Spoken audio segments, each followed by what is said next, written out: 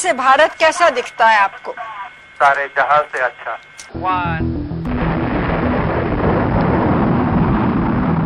One small step for man, one giant leap for mankind. 1969 में America के Apollo 11 ने पहली बार लोगों को चांद पे लैंड कराया। अब जब 2023 में भारत का चंद्रयान 3 मिशन चांद की तरफ बढ़ रहा है, तो आपके मन में कभी ये सवाल आया क्या कि करीब 54 सालों में चांद पर इंसानों को ऐसा क्या मिला कि अभी भी पूरी दुनिया इसके पीछे पड़ी है? चांद पर सबसे बड़ी डिस्कवरी की भारत के चंद्रयान 1 मिशन ने, इसे वहां पे पानी मिला।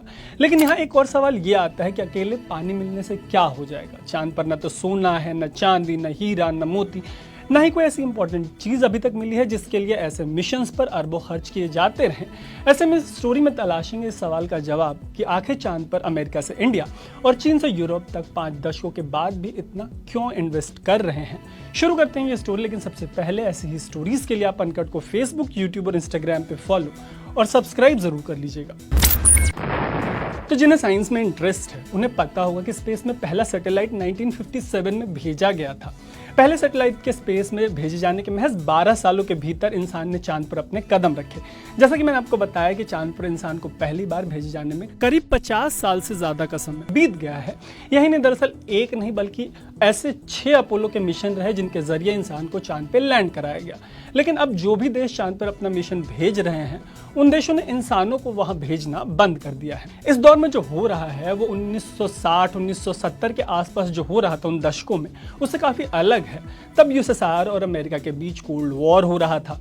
कोल्ड वॉर के दौर में मामला साइंटिफिक एडवांस से ज्यादा ईगो का था। हालांकि अच्छी बात यह थी कि तब भी डेवलप साइंस ही हो रहा था, वो भी अनइमेजिनेबल स्पीड यानी अद्भुत गति के साथ। इसी गति के साथ इंसान चांद तक पहुंच गया, लेकिन वहां पहुंचने के बाद ये समझ नहीं आया कि इस अचीवमेंट का करना क्या है, इसे आगे कैसे ले जाना है।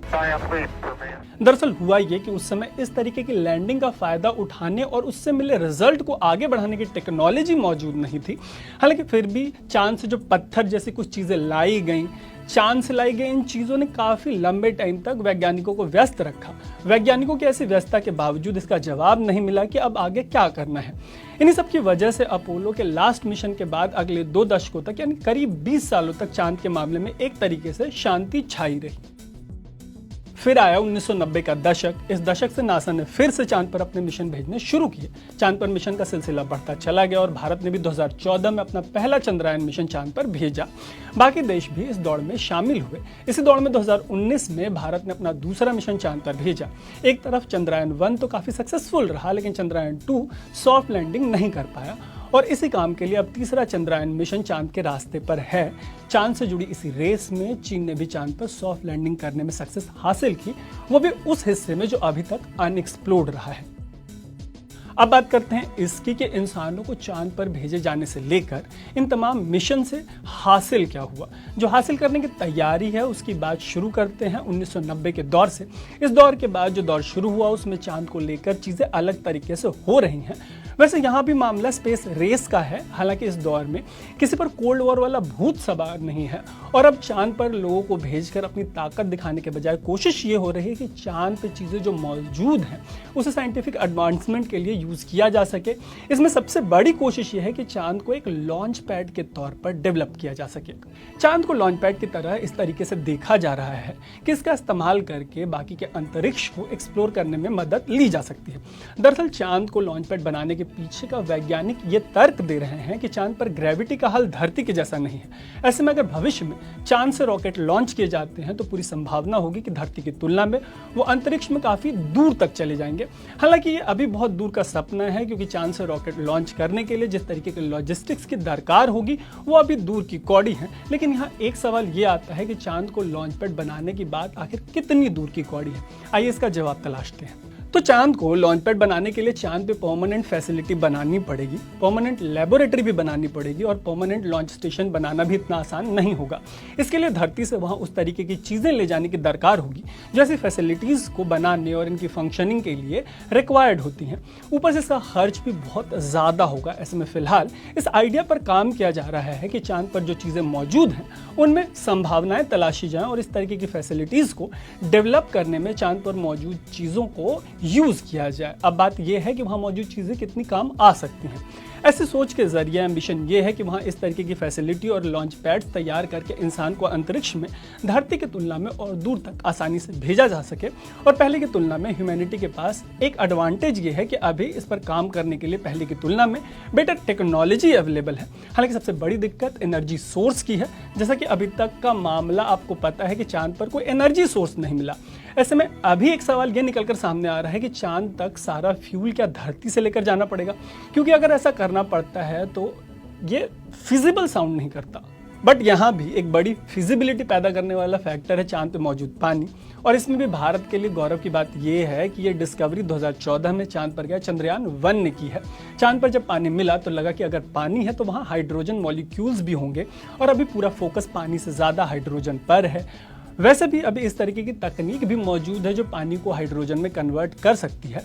तो जो साइंटिस्ट हैं वो इसे एक एक्साइटिंग पॉसिबिलिटी मान रहे हैं कि अगर पानी प्रचुर मात्रा में मिला है तो पानी से हाइड्रोजन बनाकर इसे एनर्जी सोर्स के तौर पर इस्तेमाल किया जा सकता है, जिससे वहाँ मौजूद फैसिलिटीज़ को ऑपरेट किए जाने की पॉसिबिलिटी होगी। अगर ऐसी संभावना सच साकार होती है तो मून से डीप स्पेस मिशन का रास्ता खुलेगा। इन्हीं संभावनाओं की वजह से चांद पर जाना अब ईगो से ज़्यादा डीप स्पेस एक्सप्लोरेशन का मामला बन गया है, और इंडिया, यूएस से लेकर चाइना और यूरोप तक इस रेस का हिस्सा है। लेकिन यहाँ एक पेच ये है कि जैसे ही किसी तरह के रिसोर्स की बात आती है तो सवाल ये आता है कि इसका मालिक कौन होगा। और फिर चांद पर तो ऐसे मालिकाना हक के लिए भारत तो है ही, चीन भी है। ऐसी स्थिति में चांद ही नहीं बल्कि पूरे अंतरिक्ष को लेकर इस तरीके की पॉलिसी की बात हो रही है जिसे ग्लोबल कॉमन टर्म से डिनोट किया जा सकता है। तो इस टर्म का मतलब होता है कि ऐसी किसी जगह पर किसी एक देश का हक नहीं होगा। इससे जुड़े इंटरनेशनल एग्रीमेंट भी मौजूद हैं। इससे जुड़ी एक आउटर स्पेस ट्रीटी भी है। हाल ही में पीएम मोदी के अमेरिका दौरे के दौरान भी एक स्पेस एग्रीमेंट साइन किया गया था।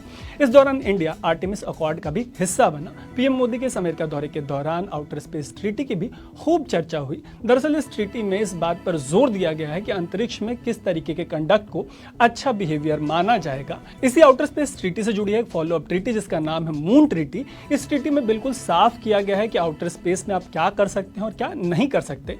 इस ट्रीटी पर ज्यादातर देशों ने अपनी सहमति दे रखी है, हालांकि अमेरिका इस ट्रीटी का हिस्सा नहीं है। अमेरिका के डिसएग्रीमेंट के अलावा ऐसी कई और वजहें हैं जिनके कारण ये ट्रीटी अभी तक एक सेटल्ड इशू नहीं बन पाया। फिर भी इस तरीके की ट्रीटीज और पॉलिसीज कम से कम वर्क इन प्रोग्रेस तो हैं ही। और जो आर्टेमिस अकॉर्ड है उसने मून ट्रीटी को लेकर कई नई तरीके की बहसों को जन्म देने का काम किया है। लेकिन अगर हम उसमें गए तो ये स्टोरी भटक जाएगी। But crux of the matter is कि स्पेस किसी की जागीर नहीं है। अगर इस बात को आगे बढ़ाएं तो इसका मतलब ये होगा कि अंतरिक्ष का इस्तेमाल कॉमन स्पेस के तौर पर किया जाना है। अब यहाँ एक सवाल यह आता है कि भारत के चांद से जुड़े मिशन कितने सक्सेसफुल रहे हैं। इसका जवाब तलाशते हुए दिमाग में एक बात यह आएगी कि चंद्रयान 2 का टारगेट मून पर सॉफ्ट लैंडिंग कराना था, लेकिन इसमें वो फेल रहा। लेकिन एक बड़ी कहावत ये है कि फेल्योर जैसी कोई चीज़ नहीं होती, या तो आप सफल होते हैं या तो आप सीखते हैं। और वैसे जब स्पेस एक्सप्लोरेशन शुरू हुआ है तब से अमेरिका, रशिया और चीन ये महज वो 3 देश रहे हैं जो चांद पर सॉफ्ट लैंडिंग कराने में सफल रहे हैं। चंद्रयान 2 के जरिए भारत थोड़ा सा से ये अचीवमेंट मिस कर गया, और इस बीच चंद्रयान 3 अपने रास्ते में है। अगर किसी को ये भारत का फेल्योर लगता है तो उन्हें ये पता होना चाहिए कि पूरा यूरोप हो या जापान, वो भी अभी तक इस मामले में कुछ खास नहीं कर पाया। सॉफ्ट लैंडिंग के मामले में इजराइल का मिशन भी फेल हो गया। सऊदी अरब से जापान तक सॉफ्ट लैंडिंग के मामले में फेल रहे हैं। ऐसे में चंद्रयान 3 की सफलता भी कोई अंतिम पड़ाव नहीं होगा। जैसा कि एक्सपर्ट्स बता चुके हैं, ये स्पेस एक्सप्लोरेशन में इंडिया का एक बड़ा माइलस्टोन मात्र होगा। तो इस स्टोरी को यहीं पे विराम देते हैं। बाकी ऐसी ही स्टोरीज के लिए आप अनकट को फेसबुक, यूट्यूब और इंस्टाग्राम पे फॉलो और सब्सक्राइब जरूर कर लीजिएगा।